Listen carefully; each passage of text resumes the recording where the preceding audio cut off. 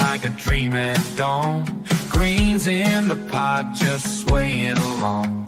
Chicken crackling on the skillet so hot. Survival turned to flavor, give it all we got. Soul on the table, history in the taste. What was scraps became gold, nothing goes to waste. Every bite a story, every meal a fight. From struggle to desire, we're feasting tonight. Ooh, ooh, oh, oh, oh, oh. Sweet yams glowing like a southern sun. Black-eyed peas say the year's begun. Fried fish sizzling, hear that gospel hum. Our times gave us this, now the world wants some. Soul on the table, history in the taste. What was scraps became gold, nothing goes to waste. Every bite a story, every meal a fight. From struggle to desire, we're feasting tonight. Ooh, ooh, oh.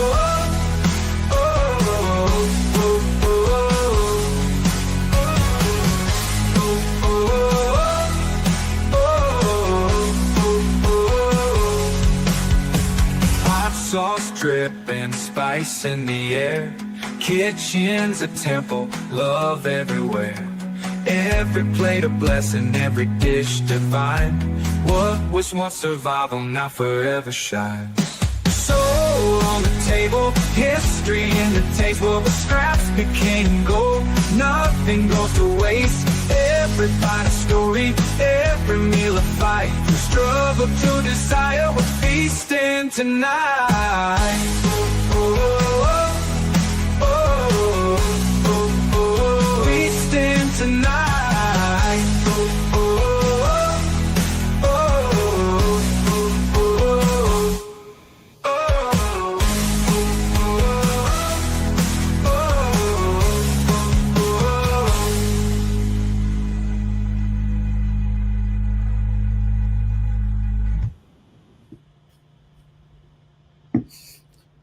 Hi, everyone. Happy Thursday to every single one of you, and thank you very much for joining. I actually got very hungry when I was making that clip last night, and I'm hungry now as well. Everything looks so delicious, and I am so excited to learn more about what we just saw on screen. Happy almost Juneteenth to everybody. Uh, and today is a celebration of soul food because June 18th is National Soul Food Day. So I'm very excited to not just eat a lot of soul food, but also talk about some food and celebrate Juneteenth tomorrow. Especially because my guest is an awesome human being who decided to share his knowledge with us regarding food. And we're very excited to have him on board. So, what was I going to say? I was just going to say welcome everyone and thank you, Daddy Kenny, Adrian, Daniel, for joining us. Really appreciate you all being here. And please feel free to share this link with your friends, your LinkedIn family, whoever it is that you'd like to share this with. That would be awesome. We're also live on YouTube.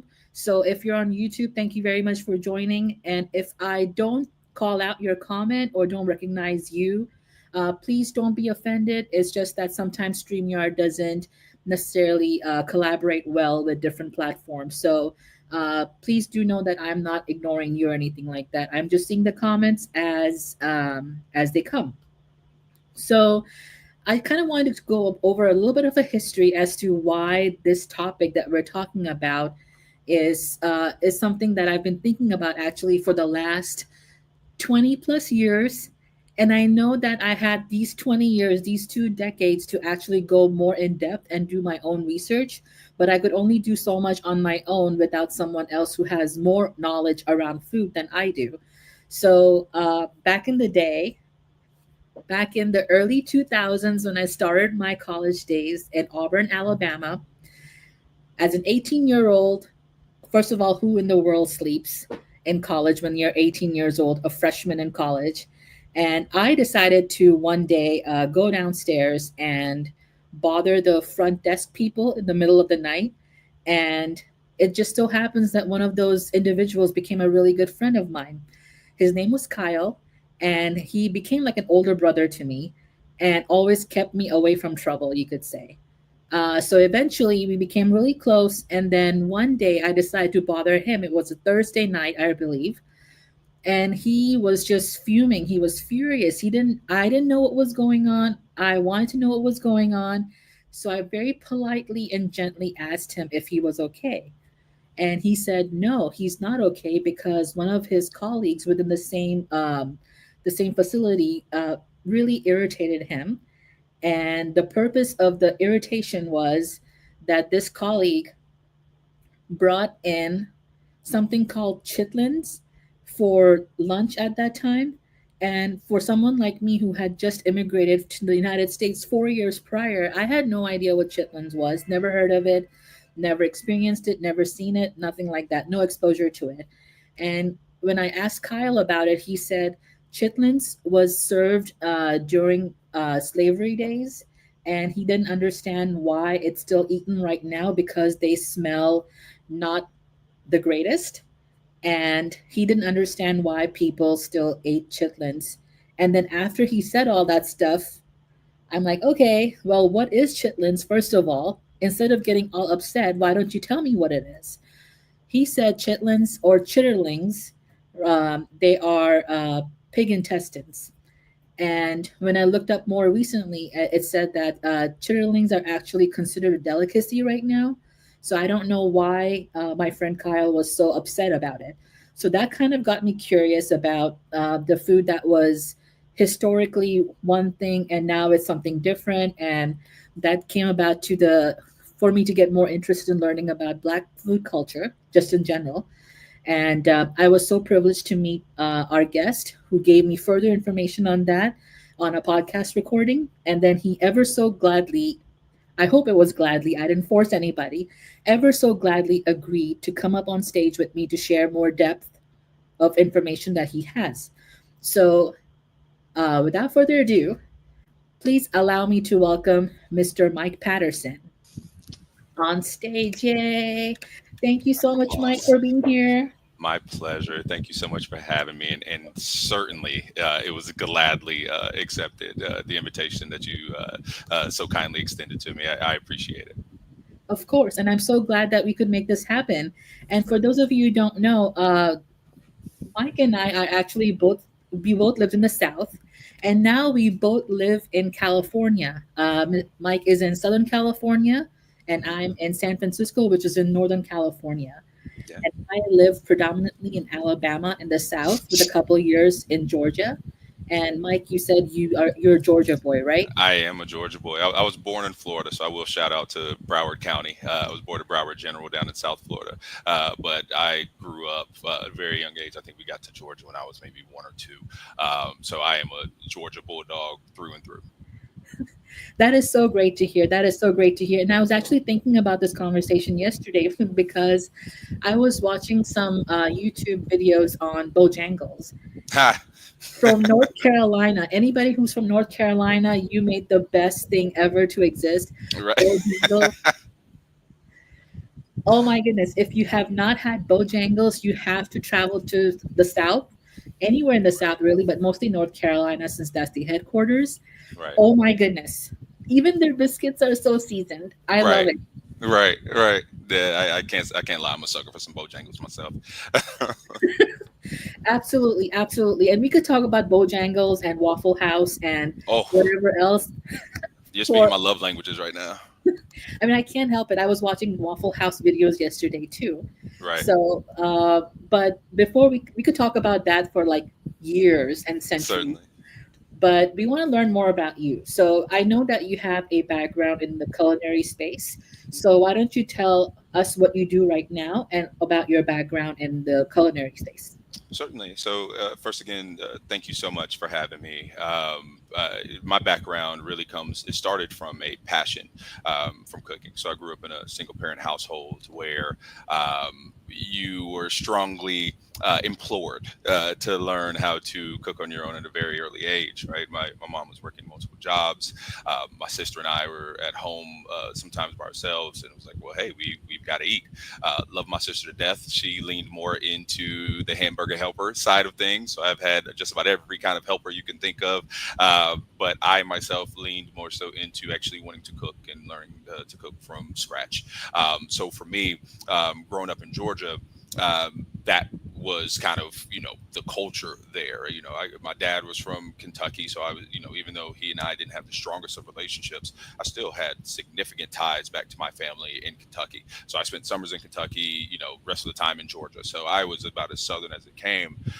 So when I relocated out to Southern California, this was back in 2015-ish, 2016, I started getting homesick, right? I'm sure other transplants in other cities and states can understand. You start missing that little bit of home. And when I went searching for some soul food, right, as we so kindly referred to it as, I found a few good options in Southern California, but none that really scratched the itch for me. So for me, it was an opportunity for me to say, hey, maybe let me just make my own, right? And when I first moved out here, I had a few roommates, and we would host like parties and things along those lines, and I would cook. And then next thing you know, people were showing up not just for the parties, but for the food as well. And sometimes when I didn't cook, people were a bit saddened by that. People maybe didn't stay as long as you would anticipate them staying, which then dawned on me like, oh, there's an opportunity to generate a little bit of revenue from a passion of mine and a skill set that I've developed over the years. So then I kind of branched out and started my own catering business on the side. And during that time, I was working with an organization I still work with today that's heavily focused in the accounting and finance space. But on the weekends, that's where I liked to play, right? I could cook and do all these things. I've cooked for, parties. I've cooked for movie studios. I've had a few influencers and a few actors here and there that have reached out to me back when I had my active business that said, hey, saw this, missing a little bit of home myself, and would you mind catering or doing some private sessions, right? So it was a great opportunity just to kind of branch out, meet some people, network. I was new to the space, or new to Southern California. And it was just a great opportunity to satisfy my taste buds and satiate the appetite that I had at that time, but also to meet others who hailed from similar locations, your Alabamas, your Floridas, your Carolinas, your Tennessees, and be able to help scratch that itch for them as well, right? So that's a little bit about how I got involved into the culinary space. Still to this day, love cooking. I do neighborhood cooking opportunities here and there. Not so much on the catering side, just because time is so delicate these days, just with all the different deadlines I have to meet. But that's kind of how I got involved into the culinary space. Whenever you talk about your history in culinary and cooking and all that stuff, your face just lights up, and I just want to acknowledge that. And when you do that, it makes me excited too, even though I've never had any of your cuisines before. But it's definitely something that would be great to explore one day. We'll rectify that. I will keep you posted when I plan on coming up to Northern California, and we'll make that happen. Sounds terrific and sounds delicious. Yes. And Daddy Kenny, I used your word delicious, so don't come for me. So Myke, since you talk about food with so much passion, can you tell us about some of your favorite cuisines or food dishes that you've been cooking? Yeah. So obviously, I have a lot of love for the soul food cuisine, right? So Southern, Southeastern United States cuisine, right? Your collard greens, your ham hocks, your fried chickens, fried okra, all those things. But it ironically kind of, that's 1A. 1B for me is actually Italian cuisine, which I love cooking that as well. And a lot of people don't realize there's actually a lot of ties between African American cuisine that we have here in the States, and really African diaspora cuisine, and the ties to Italy, right? For those who don't know, Italy colonized northern and eastern Africa back in the 19th and 20th centuries, right? So think of Libya, Eritrea, Ethiopia, Somalia. A lot of the cuisine that comes from there heavily influenced by Italians, right? So if you think of, Italian dishes like pasta with meat sauce, right? And Eritrea and Somalia, those are like staples, right? And people don't really realize that. But, you think of things like, you'll find a few fusion locations today where people are taking their roots in Africa from the different African diasporas, and fusing them together with Italian cuisine. So they have dishes, for those who are familiar with jollof rice, they have jollof arancini, right? They have fufu, for those who are familiar. They have fufu gnocchi, which are pasta dishes, right? So for me, I love my Southern cuisine. Die hard, go to that every single time. But I also like to lean heavily into some Italian foods as well. This is so good to know. I know that when you and I talked about it last time, we didn't really talk much about your love for Italian cuisine and Yeah. the correlation between Italian and African diaspora. So that is always good to know. There was recently a Jollof Rice Festival in San Francisco a couple Oof, months ago. I oof. missed it. I missed it. I hate to say that, but when it comes back again, I will definitely go and let you know if you want to check it out Please. as well. Please do. I've got friends and family members. A big portion of my family, as a result of marriage, hails from Liberia. So there was a time in my life where I was eating jollof rice almost every other weekend and fell in love with it. And then as I got older, I met friends from Ghana, friends from Nigeria, and it's very interesting when you start talking about who has the best jollof rice. You will get so many different responses, and similar to how you kind of mentioned how my face lights up when I talk about food, you see the same from them. And again, I think it ties back to a sense of pride, right? Pride from where you came from, pride from what you grew up with, pride from what was handed down to you from centuries and centuries and from your ancestors, right? So I think there's a huge correlation in the pride in the food that has now become a festival in Northern California, where it was not as well known here in the States, 15, 20, 30 plus years ago, right? That's right. And I'm so glad that you mentioned the popularity of jollof rice. I mean, at least in the States right now. And you mentioned fufu. And fufu is the most trending food right now, or at least one of the most trending foods right now. And this brings me back to the topic of resilience, right? Because Right. we talk about a lot of food that is trending, popular. Everyone wants a piece of it because somebody popularized it. But there's history behind that food too. Right. I want to mention Colonel Sanders because he invented or he found KFC, but and this fried chicken, and we have an obsession with fried chicken, and Yeah. from our previous conversation too, we talk about how the enslaved people, when their owners did not want something that were considered scraps, they would just give it to the enslaved people to eat or just digest or consume whatever have you. Right. And because of the survival mechanisms that the enslaved people had to go through, they created these creative, tasty dishes with lots of seasonings, and they made it their own. Right. So can you talk a little bit about some of the cuisines that you're familiar with that come from that survival? That come from Certainly. Yeah, no, certainly. I always think back to a lot of the iconic Southern and African American dishes, and the methods that are rooted in resilience and resourcefulness, right? I always like to mention that necessity gave rise to invention, right? Which then became tradition. You mentioned earlier chitlins, for those who aren't familiar, just like Noni said, there's pig intestines, right? Now they require a significant amount of time in preparation, careful cleaning, and a significant amount of time when it comes to the cooking side. So they've become a delicacy. I mean, even post COVID, where a lot of meat producers and meat market laborers experienced some layoffs, you lost a lot of the experience in how to handle certain cuts of meat. Well, chitlins was certainly one of them, similar to that of like an oxtail, right? I mean, that was the tail of the cow that the slave owners did not want.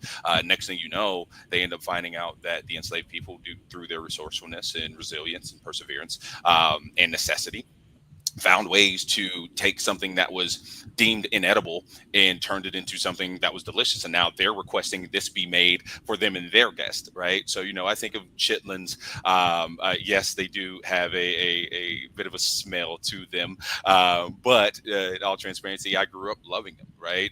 I think it was something where, once you start getting chitlins and you season them with onions, garlic, hot peppers, you create something that's really savory and filling, which at the end of the day, for enslaved people in my ancestors was something that was of necessity for them to be able to make it throughout the course of the day. I think of other cuisines like your barbecues, right? I mean, today, pit masters are world renowned. I mean, there's people from all over the world that have deemed themselves or have won awards that have solidified them as pit masters. But the idea and the technique of slow smoking meats over wood embers, that was something that came from necessity, right? So sometimes you may hear people that are smoking or slow cooking meats for a few hours, some up to 24 hours, but that was born out of a need to be able to tenderize tough, cheap cuts of meat that were given to enslaved people, right? So it later evolved into a culinary art form. But again, that started out as a necessity. Again, think about other things like gumbos and stews, right? So those one pot dishes, which were efficient, but stretched limited resources. You took a little bit and made a lot, and reflected African, Native, and European culinary blends. So that's why you see a lot of gumbos coming out of places like Louisiana, right? But gumbos, which are okra based in origin, can be traced back to West Africa, right? While the roux, which for those who are familiar, those are sometimes the base of the gumbo, that comes from French influence. Hence, again, you get a little bit of a tip of the cap there to Louisiana, where you have the Creole influence. And then other instances like your fryings, right? Frying back in the day, frying in lard became a very fast and flavorful way to prepare meats and vegetables, right? So your fried chickens and things along those lines, which became a dish, known worldwide. Everybody's got their own method of preparing and making fried chicken and presenting fried chicken. This became associated with Black Southern cooks who elevated the technique through seasoning and skill, right? And other things that are near and dear to my heart, for example, like cornbread and hoe cakes, right? So using very, very coarse ground cornmeal, which corn was in plenty, right, for enslaved people. That was something that they grew. They were able to have their own little gardens, and they were able to kind of reap the benefits of their own little gardens in some instances. But enslaved people learned a way to make quick breads to accompany greens and beans. And all this did was to help give them enough of a caloric intake for them to be able to endure everything that they were going through from their hard work days, right? Whether it be picking cotton, working fields, whatever the case may be.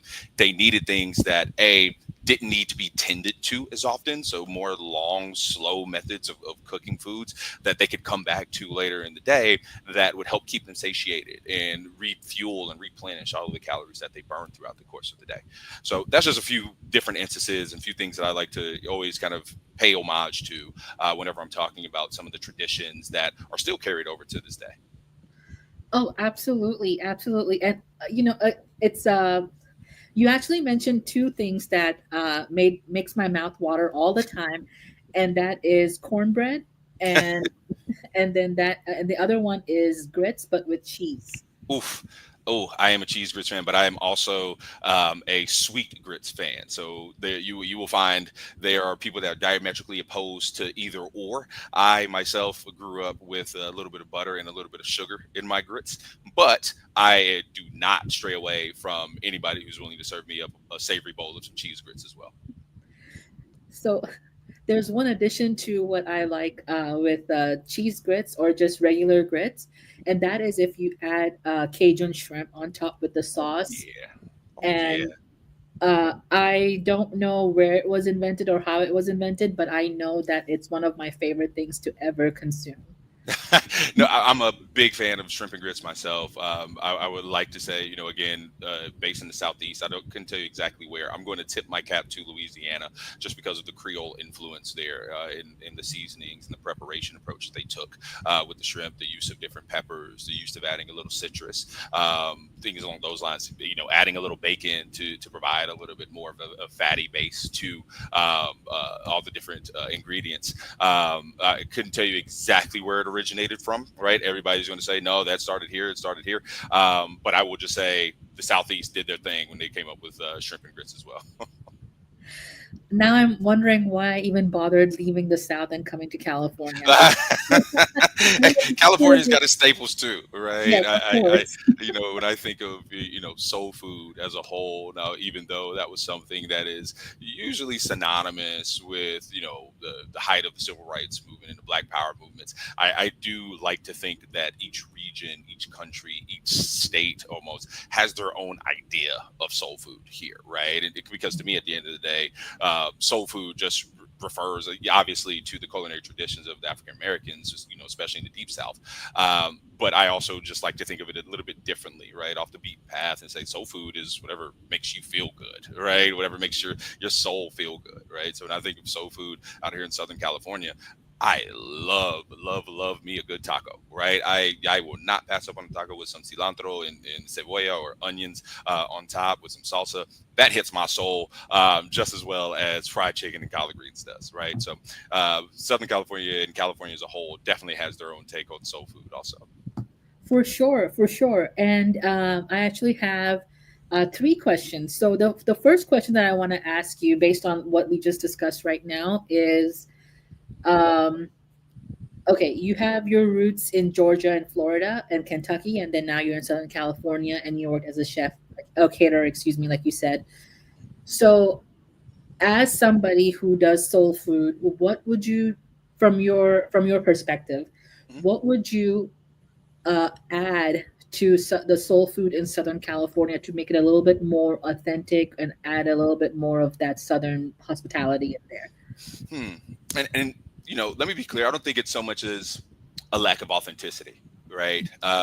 Because just as you and I are transplants, there are hundreds, thousands, millions of transplants here in California, all of which came from different places in the Southeast, all of which grew up cooking things slightly different, right?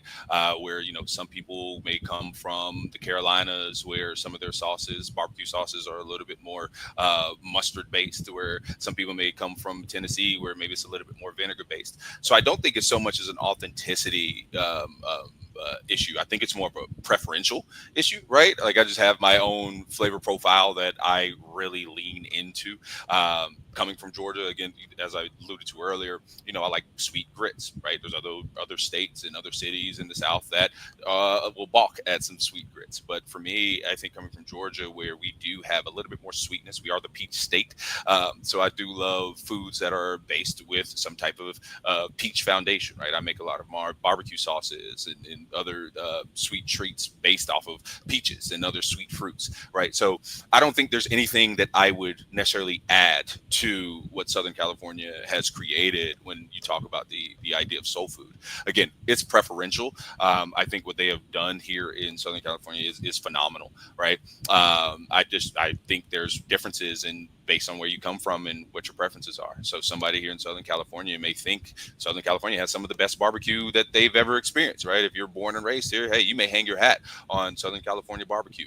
You may have somebody from Texas who may have a bone to pick with you in that regard, right? But again, it's preferential in the preparation, the flavor profiles, the ingredients that are used. The water is different in Georgia than it is here in California. So the way that, and the soil is different. So the way that your fruits and your vegetables are produced, it's going to have a little bit of a different flavor profile just based off of where you're coming from regionally, right? So again, nothing that I think I would add to Southern California's soul food scene. I just have my own preferences. And sometimes I have an itch that can't quite be scratched from some of the different foods that are offered here. But there are some places that I really love and really lean into when I do just kind of say, you know what, I've got a taste for some Creole based food, or I've got a taste for some Southern cuisine. I've got a few places that I can go to. But again, I'm preferential to what I grew up with and what I like to prepare at home.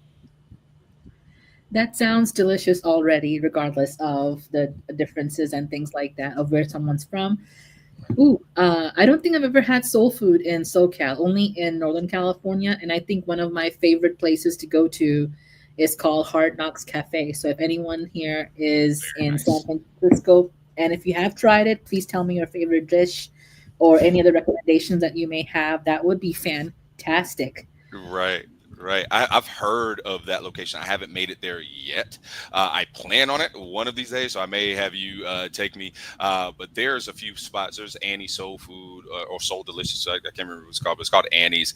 Fixins is another one that a lot of people rave about here. Les Sisters is another one. There's a few different locations here throughout Southern California that I just think are really hitting the mark. Doolin's is another one that comes to mind. They have a long line, so you better be prepared to wait a little bit. But once you get up there, you better know what you want because they ain't got time to be waiting. But there's a few places here that are doing some really solid things and paying a great respect to Southern cuisine as a whole. That is so awesome to hear. That is so great to hear. And uh,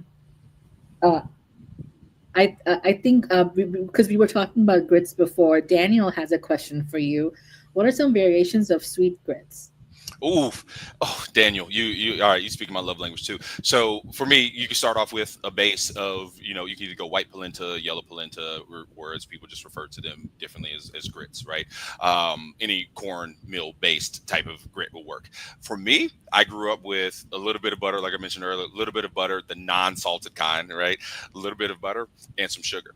You can use white sugar. I know people who have used honey. I know people who have used molasses. I know people who have used syrup, right? I know some people that are just really diehard maple syrup fans, and they'll add a little butter and a little maple syrup. Brown sugar will take you a long way because it's got a little bit of that molasses, syrupy, caramelized foundation. And once that mixes up into the grits and it's melted in there really nice, it just uses those grits as a vessel and just hits all those taste buds. But for me, I grew up where, hey, we didn't have a ton. My mom made sure we had everything we needed. But white sugar and butter were relatively accessible. So that's where my heart lies. A little bit of butter, a little bit of white sugar, but there's so many other ways to go about it. I'm so glad you mentioned that, Mike, because when the last time I traveled to Alabama, I actually had some sweet grits, but with blueberries in them. Hmm.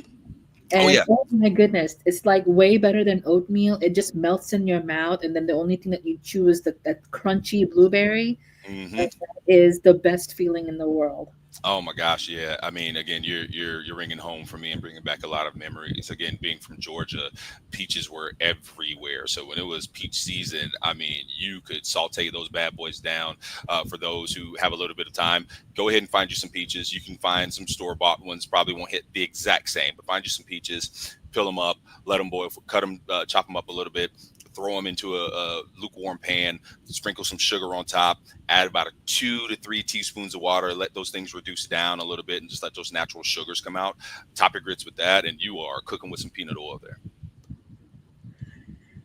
Um, it's like 1:34 p.m. right now. I should not be this hungry, but I really It's am. lunchtime. It's It's lunchtime. the first time in California Pacific time, but those Right. who are not in Pacific time, I'm sure you're getting ready for dinner right now. So that's very exciting. And now you Right. know what you get. Now you know you. Right. So actually, then that goes back to my other question. Then, because we were talking about banana pudding, Oh banana yeah, pudding, yeah. and that is something that I was really curious to know. Like, I mentioned to you in a previous recording that whenever I go to a soul food restaurant, the one thing that remains consistent in every menu is banana bread pudding. So, Yeah. what is the story behind that? So it dates back to the 19th and 20th centuries, right? To where, and really going back to maybe closer to around the 1880s ish, right? It was when bananas really started arriving here in the states. So it was one of those things to where. You had puddings that stemmed from like a British style custard, and they had different layered desserts, which were really popular. So once bananas became common here in the States, cooks began incorporating them into different trifles and puddings and things along those lines. But then when you fast forward to around, 1920s, 1930s, for those who are familiar with Nilla wafers, right? Nabisco pushed those out, and that became widely available, relatively accessible. But from there in the South, banana pudding became beloved in the American South, where it's now considered a staple at gatherings, at potlucks and church dinners, because a lot of Black Southern cooks played a major role in refining and preserving the recipe, right? So they helped to make it become more of a core part of soul food. So I still remember, growing up, going to church gatherings on Sundays, and at the end of church, anybody who's from the South and has grown up in a Christian or Baptist background, they'll tell you there is a ton of food at the end of a Sunday session, and banana pudding was there, right? So it was always there, but if you think more back to it after emancipation, Black cooks, many of whom had cooked for white families in slavery or domestic workers, they helped to shape the Southern cuisine scene, right? So they took ingredients that were affordable and accessible and left over from the white households and turned them into flavorful, resourceful dishes. So again, your vanilla wafers, your bananas. Sometimes people back in the day could use some pudding from box, right? It wasn't the same, but making it from scratch became something that was a talent and something that people really leaned into. My mom taught me how to make banana pudding from scratch, right? So, you had a lot of fresh fruit back then that was seasonal and perishable, but bananas, thanks to the imports from Latin America, became more reliable just because of how much was coming over in the early 1900s. So black home cooks found banana pudding to be a dessert that was inexpensive to make, easy to prepare for large groups. I can make a ton of it relatively in a short amount of time for a lot of people, and familiar in flavor, but comforting and elegant at the same time. Right. So that's a little bit of the background there. Still love me some banana pudding. One of these days, I'll make you some. I'll bring you some up there to NorCal as well. And you tell me what you think of mine. So it seems like you will bring a lot of food here for me. So I have to take a I picture got you covered. of everything. Bring the stretchy pants. I got you covered. Yes, sir. Absolutely. We will make that happen. We will make that happen. But you mentioned that the availability of bananas and things like that that people use to make those desserts from scratch. Right. Now, the other two questions that I had in the back of my mind when we were talking earlier was, okay, well, there was a lot of food that was created due to hardship and just for survival, for Hmm. resistance only, and that also includes like the barter system that you and I talked about before. Right. So how is all of that related? I know that we can go to our neighbors and exchange some seasonings or exchange some produce to support ourselves, but can you talk a little bit more about that? Right. So I think that, it comes in twofold, right? So when you talk about, foods required to be processed and made out of hardship, some people refer to them today as, struggle meals, right? But some of these meals are now staples in soul food cuisine. So when I think of, hardship meals that came from the enslavement period, if you're familiar with Hop and John is a dish traditionally with black-eyed peas, rice, but there's symbolization to it, right? It symbolizes good luck and prosperity. When you think of other things like chitlins, like we mentioned earlier, right, which is again fried or stewed pig intestines, often seasoned, slow cooked, all that good stuff, right? But it reflected resourcefulness and utilizing all parts of the available animals that were available at the time. Collard greens is another one, right? Often cooked with ham hocks, which is essentially the ankle of the pig. It's right in between where the leg of the pig and the foot of the pig connect, or smoked turkey. You can find these now at your store for a significantly higher price than what they used to be back in the day. But greens were a staple as well that could be grown in small plots that were available to enslaved people and be utilized. But when I think of the barter system, I was actually talking with my uncle yesterday. So ironically, so on my dad's side of the family, again, they were from Kentucky. My dad had 19 brothers and sisters, all from the same parents. So my granddad, his name was V.K. Reason why his name was V.K. is because he was born during towards the end of slavery. So he didn't have a traditional name that you would think of. So he had to be able to sign off on different documents and things along those lines, just using those two letters. So his name is V.K. Patterson. But V.K. and my grandmother Alice, they would barter. I mean, all the way up until they passed away. I mean, they had people who they would barter, rides with. They would barter cooking services with. Maybe my granddad, who worked in the field picking corn and tobacco and things along those lines, could use that to barter off with the local guy down the street who hunted rabbits, who hunted squirrel, who went fishing, right? So there was this barter system that still to this day is heavily utilized in the Deep South. I still know people to this day that when it's deer hunting season, boom, they're not just hunting for game. They're hunting out of necessity so they can help feed other families, right? And they will trade off, hey, I will come and mow y'all's grass or mow y'all's lawn, handle y'all's landscaping, and in return, hey, we get venison, right, or deer, shoulder straps, things along those lines. So the barter system still active to this very day. Again, knowing people who leverage that as a way to survive still to this day in 2025, it's amazing. I think it's just a tip of the cap to what our ancestors did to be resourceful.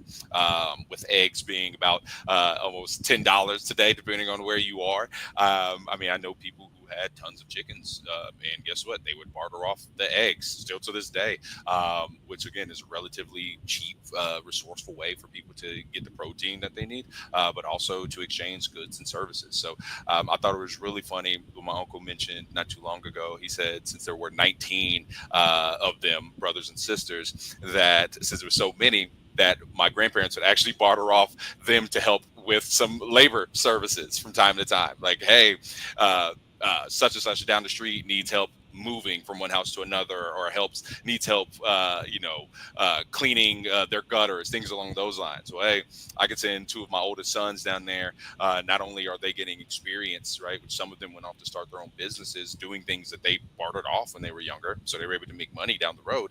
But hey, I'll send two of my oldest down there. They'll knock out the gutters and clean things out for you.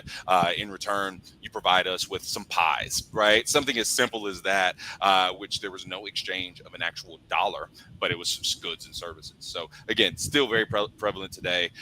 We still have a lot of good stories that we hear about around the dinner table and family reunions about things that were bartered. And you're just like, dang, they found a way to make it work, right? So And it also builds community, right, amongst ourselves. Like, hey, we get to know each other that way. We get to learn about each other. We get to support each other during exactly. this barter system. Exactly. That sense of community was huge, right? It was a sense of togetherness, which again you still see to this day. It was a sense of trust. You couldn't always in the back in the day, you couldn't always relatively just walk into a grocery store and get the things you needed, right? So if someone was again a butcher, if someone had, if they were a gardener by trade, things along those lines, it was a great way for people just to build this sense of community, build a sense of trust, build a sense of togetherness, and really a sense of family. If you really think about it, right? There's this old phrase that I use pretty often that it takes a village, and what that means is everybody in our community is going to help each one reach one, right? Each one teach one. So everybody's going to be able to pass things down to their neighbor. Everybody's going to be able to support each other, in keeping some of the things that our ancestors brought over from the motherland, keeping it within our community and allowing us to help continue to elevate that. And again, some people have turned some of those teachings into businesses that have made them very well off to this day, which I think is a beautiful thing. And some people just say, hey, I'm going to keep it tried and true and just keep it local here to my community, which is totally fine as well. I have to agree with Daniel. He's saying he just ate and you made him hungry again. Daniel, I feel Mission your pain. accomplished. Mission I feel, accomplished. I totally feel what Daniel is saying, because this is Daddy Kenny. Today's conversation is so delectably, scrumptiously, deliciously, edibly, tasty, good. You are absolutely right, Daddy Kenny. I Hmm. couldn't agree with you anymore. I'm going to ask a very serious question because because we want to clarify some things that, especially when it comes to stereotypes, because those Right. stereotypes go in not just in our personal lives, but also are very apparent in our professional lives, whether we realize it or not. This Right. is, food can be a fantastic excuse to get together, but it's also an excuse for people to be very biased towards other people. Hmm. So, and we did this in our last recording too, where we talked about, hey, where does the stereotype of the one particular culture, the African American community, loving fried chicken and watermelon, where does that stereotype come from? Because I know not everyone likes the same thing. 100%, everybody doesn't like the same thing, but also there's plenty of other countries as well that love fried chicken and watermelon. Also, right? You go down to Central America, you'll find plenty of places that serve fried chicken and they love watermelon as well, right? So it's not solely exclusive and monolithic to that of the African American community. But for those not familiar, right? And we talked briefly about this in the recent podcast, but I like to think that D.W. Griffith's The Birth of a Nation, which was a movie that was pushed out in 1915, had a significant, profound, and damaging impact on how Black people were portrayed in American culture. I think it popularized deeply racist stereotypes. It depicted Black men as violent, unintelligent, sexually aggressive. So that's where a lot of the unconscious biases came from. When you think about how some Black men were treated back in the day around that time. But what it also did was glorify the KKK or the Ku Klux Klan, made them out to be heroes, right? So the film drastically distorted the history of Reconstruction. right? It fueled white supremacist ideologies and directly contributed to the KKK's resurgence. It was used as, let's call it what it is, propaganda. Right, it influenced everything from education to Hollywood's portrayal of black characters for decades. Right, hence you would see a lot of blackface back in the day, right? Or you would see African Americans depicted as jet black but really large and pink lips. Right, all that stemmed from the birth of a nation. So while technically the way the film was shot, produced, and all those things, technically, while it was what some may refer to as groundbreaking, its cultural legacy inflicted psychological trauma on the black communities. It normalized racial violence, right, which is not okay. And in response, it galvanized early civil rights activism and inspired black artists to reclaim their history through more truthful narratives. So that's kind of where it stemmed from, and it continues to be pushed out by those who share these racist ideologies. But at the end of the day, again, like just like you said, black people aren't the only people that like fried chicken and watermelon, right? We're not we don't have the copyright on black chicken and watermelon, but that's what was ingrained into the minds of our forefathers, and they pass that along. So okay, if that's what they believe and that's what they experienced, then it must be true, right? And that's just certainly not the case. So for those who are familiar or not familiar, I would strongly recommend take a look, not necessarily look at the movie, but just do some research around the birth of a nation. You may see how significantly that film impacted life today as a whole. Uh-oh, I can't hear you. Can you hear me? Sorry about that. I was on mute and I've totally forgot. No worries. It must be the old age. No worries. You're too young. You're too young. It must be, yeah. So, and I'm glad that you're sharing that, because I don't think we know where the stereotype actually comes from or where it was started or who was, responsible for that. But having a little bit of knowledge also helps us be aware and also understand that you just can't uh, categorize one individual or a group of individuals in one category, because that does not apply to everybody. All right. Right. So, Right. I agree wholeheartedly. I mean, there have been times where I have facilitated lean-in discussions or facilitated training for other organizations in the past around the topic of diversity, equity, inclusion, and belonging. And when you really think about the inclusion aspect, well, really the diversity and inclusion aspect of that, you have this workforce that is comprised of people from different backgrounds, culturally and ethnically, right? And then when you think about the inclusivity aspect, hey, how can we all sit at the same table? And I always recommended potlucks whenever you had an opportunity to do so.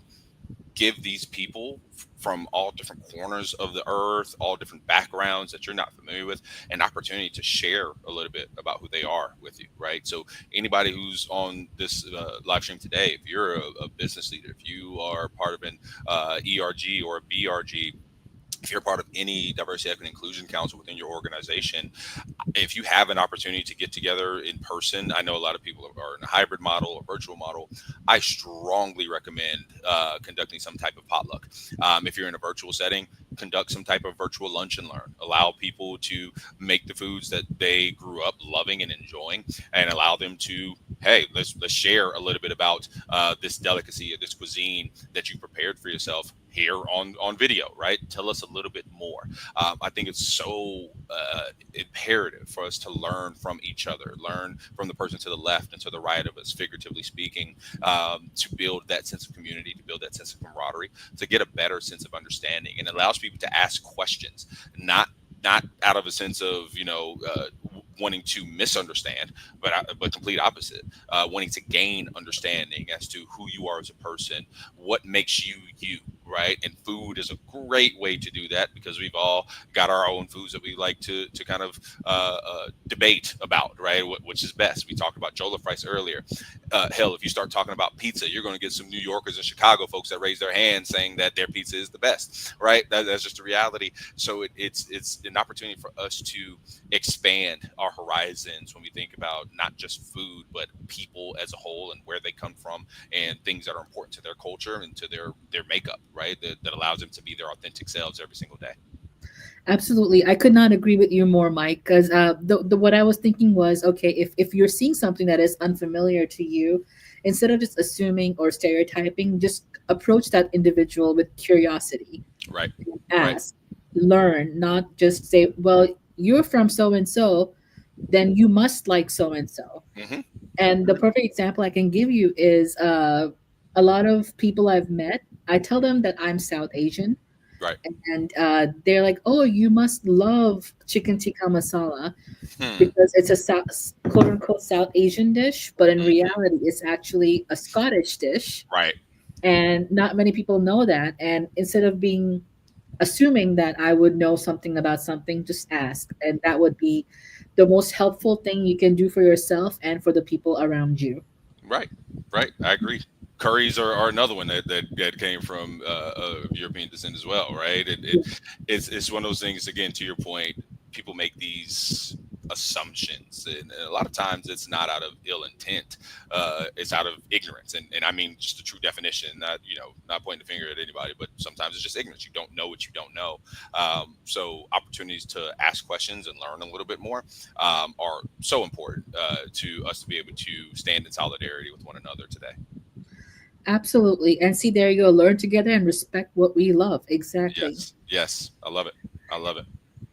So, Mike, we only have about 8 minutes, less than that left within the hour. So, I want to ask you something that I already sent you via email. So, it is the new generation, especially Gen Z, the later millennials and Gen Zers. They're all about history, where things come from, Right, to make sure that everything makes sense and we're respecting the history behind whatever it is that we're doing or eating, whatever have you. right. So, do you see any changes in how Black chefs and food historians are finally being credited for their contributions? Oh my gosh, yes, so much so. I mean, it. There was a point in time I remember growing up. There was a point in time where I would look at the Food Network, and it was pretty consistent in the different types of cuisines you would see. You would see a lot of traditionally trained French chefs. You would see a lot of just European influence, and now you're seeing just this widespread approach to different cuisines from all over the world, right? Not just from the African diaspora, not from African America, South Asia, right? You're seeing it from all over, right? You're seeing comparisons of soul food from Southeast United States to soul food based in Seoul, Korea, right? So yes, you're starting to just see more exposure, and I'm loving it thus far. One person that I always kind of tip my cap to, and he doesn't have a TV show yet, but I would love for him to have a TV show. His name is Michael Twitty, and I don't know if this book shows up because of my background, but I just love everything that he's done. This book is called A Journey Through African American Culinary History in the Old South, and it highlights a lot of the things that you're seeing today on TV, a lot of things that you're seeing on Instagram. You got a lot of Instagram chefs that are just taking off from their private chef business, their catering business. That's how I got my business up and running as well. But you're just seeing so many different aspects and tips of the cap to people's culture and where they come from and how they portray that in the food that they're providing. Again, now being able to provide as a service and get paid for it. So I do think that's something that today you're seeing so much more of. And I just think that at the end of the day, I think it's just really cool. I think it's a dope approach. And I think we are going to continue seeing more of it because there's more of an appetite for people to want to learn more about these different culinary backgrounds and these cuisines that come from different corners of the earth. Once again, I will repeat myself, Mike. Every time you talk about food and the history of it, your face just lightens, and I'm all for it. And thank you for lighting up your face and talking about food because now I'm hungry, regardless of what's being eaten. And but you're right. Social media has elevated the concept of food just in general, right? Regardless of Right. where it comes from, people do a lot of concoctions or the fusions going on. Uh, I think I actually went to South Korea in 2023. I'm glad you mentioned soul food from Seoul, Korea. Hmm. And I went. The first thing I went to was a very common like a fried chicken chain in Right. Seoul. Right. I forget the name of it, but when they brought it to us, it was almost exactly the same tasting, same fried chicken that I would taste here, but with different ingredients, of course, Korean versions of the seasonings and all that stuff. Right. Right. And it was some of the best fried chicken I've ever had. I Yeah. have to tell you that. Or Yeah. just chicken in general. It doesn't have to be fried chicken, just chicken in Right. general. And we were talking about peach cobblers and peach pies and other ingredients. They would have the most amazing cheese balls. If anyone has ever been to South Korea and you've tried this, they're very creative with their food as well. So Yes. as a side, they would have like a cheese ball, but it had peaches, and some of them had peaches in them, some of them had chocolate in them, some of them Oof. had some other fruits in them, and very, from our American perspective, very odd and unique combinations. But if you try it, it's like the best thing you'll ever, ever, ever have, and never want to come back. Oh, I love that. Sign me up. I am booking my plane ticket as we speak. Okay, that's great. If you do decide to go, let me know. I'll introduce you to my friend who lives there, and then we'll all be good to go. Perfect. I will definitely keep you posted. That sounds great. And I really appreciate you, Myke, for being here and sharing your wealth of wisdom with us, and everybody who joined us. I really appreciate everyone commenting, listening, chiming in however they feel like it, and talking about food and their knowledge of what they know about grits, banana pudding, bread, uh, the fusions that you all eat, sweet potato.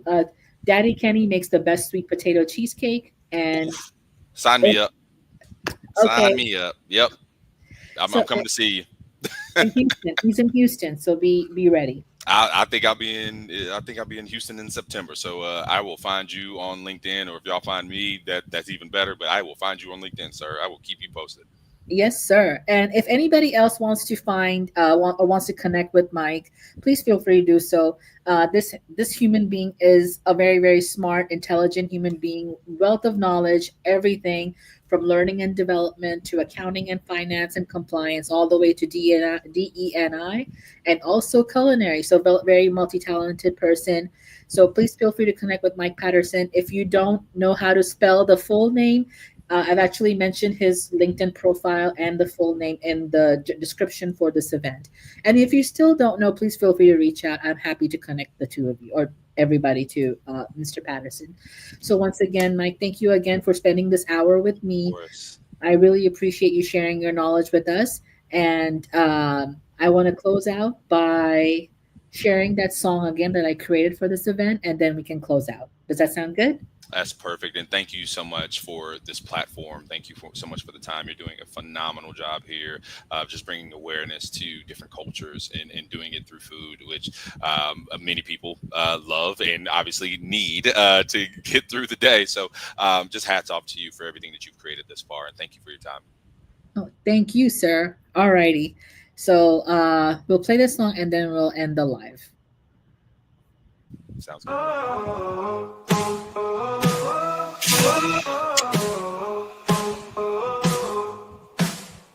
Cornbread rising like a dream at dawn. Greens in the pot just swaying along.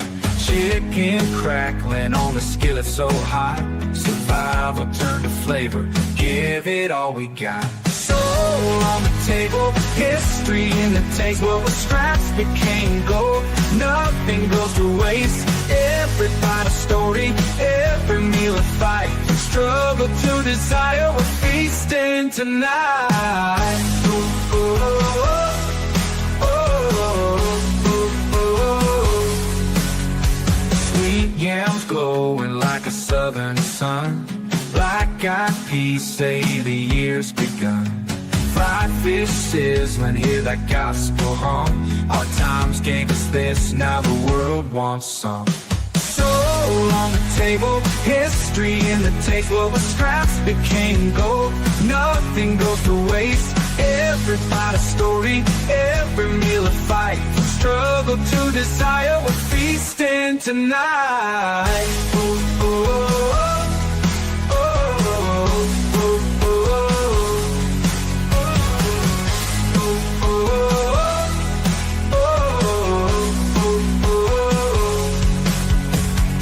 Sauce dripping, spice in the air. Kitchen's a temple, love everywhere. Every plate a blessing, every dish divine. What was once survival now forever shines.